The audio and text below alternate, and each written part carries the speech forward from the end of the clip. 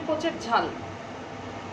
আগে আমি ডিমগুলোকে পোচ করে নিয়েছি, তারপরে এবারে আমি কড়াতে একটু তেল দিচ্ছি, দিয়ে আমি তাতে দিয়ে দেবো 5 ফোড়ন। 5 ফোড়নটা সুন্দর গন্ধ বেরিয়েছে। এবার এর মধ্যে আমি দিয়ে দেবো 2 কোয়া রসুন, ছেঁচে রাখা একটা পেঁয়াজ, একটুখানি আদা, আর দিয়ে দেবো টমেটো।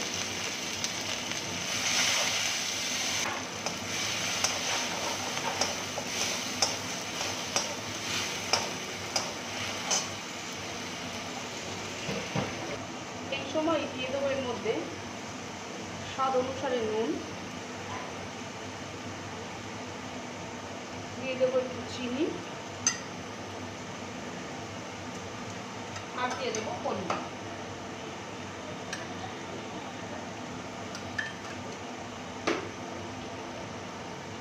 দিয়ে আমি মশলাটা কষাবো। ততক্ষণ অবধি কষাবো যতক্ষণ না এটা তেল ছেড়ে বেরিয়ে আসে। মশলা কষানোর শুরুতেই চিনিটা দিয়ে দেওয়ার জন্য এই চিনিটা মশলার সাথে সাথে গুলে গিয়ে ক্যারামেলাইজ হয়ে গিয়ে তরকারিটা না লাল হয়ে যাবে। ওই ক্যারামেলাইজ হলে না চিনিটা লাল হয়ে যায় না, ওই জন্য প্রথমেই চিনিটা দিয়ে দেওয়া হয়েছে যাতে তরকারিটা লাল হয়।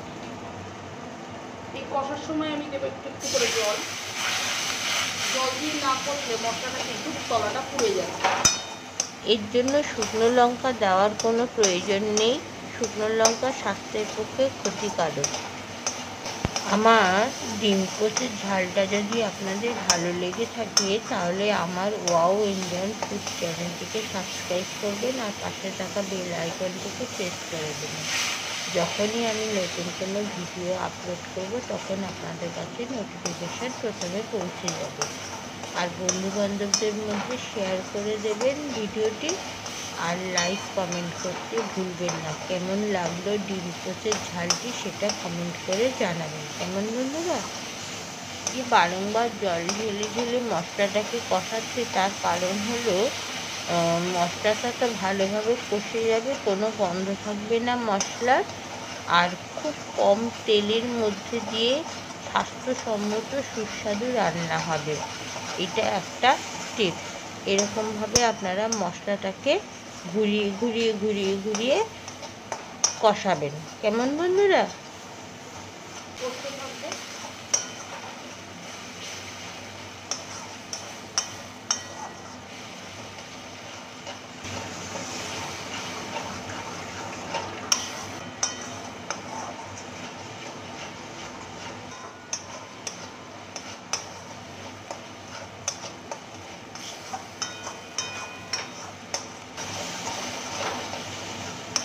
লক্ষ্য করুন তেলটা কিন্তু আস্তে আস্তে ছেড়ে বেরিয়ে আসছে,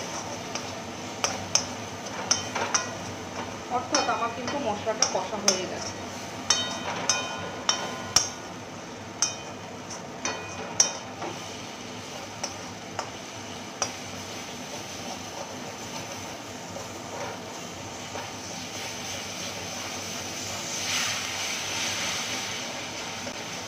এবারে আমি জল ঢেলে দেবো।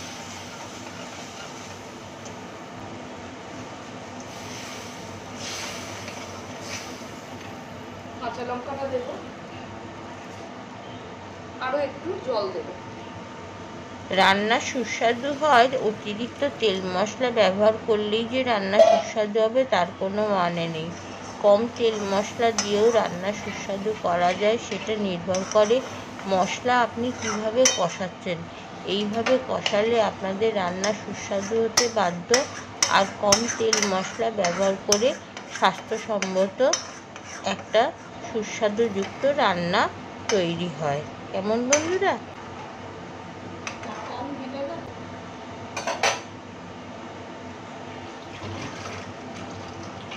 ঝোলটা আমার ফুটে গেছে। এবারে আমি এর মধ্যে ডিমগুলো দিয়ে দেবো। দেখতেই পাচ্ছেন ডিমের পোচ করে রাখা আছে, এটা দিয়ে দেবো।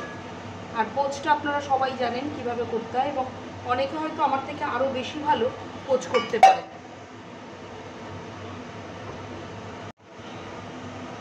আমার ঝালের ঝোলটা প্রায় মরে এসছে। এটা কিন্তু মাখা মাখা হবে, তাই আরও খানিকটা ঝোল মরবে।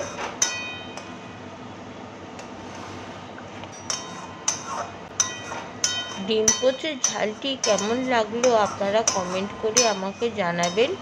আর হলো আমার ওয়াও ইন্ডিয়ান ফুডস চ্যানেলটিকে সাবস্ক্রাইব করতে ভুলবেন না। এইরকম অনেক রান্না আপনাদেরকে দেখাতে পারবো যেগুলো নতুনত্ব আছে।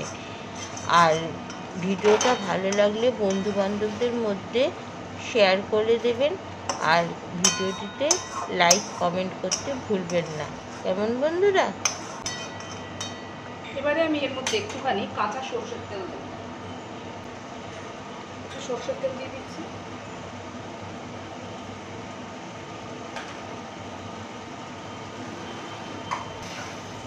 আমি কিন্তু তরকারিটা নামিয়ে নিলাম, গ্যাস বন্ধ করে দিচ্ছি। এবারে আমি নামিয়ে নেব। ডিম পোচের রান্নাটি কেমন লাগলো আপনারা কমেন্ট করে জানাতে একদম ভুলবেন না। আজ এই অবধি, আজ আসি, টাটা।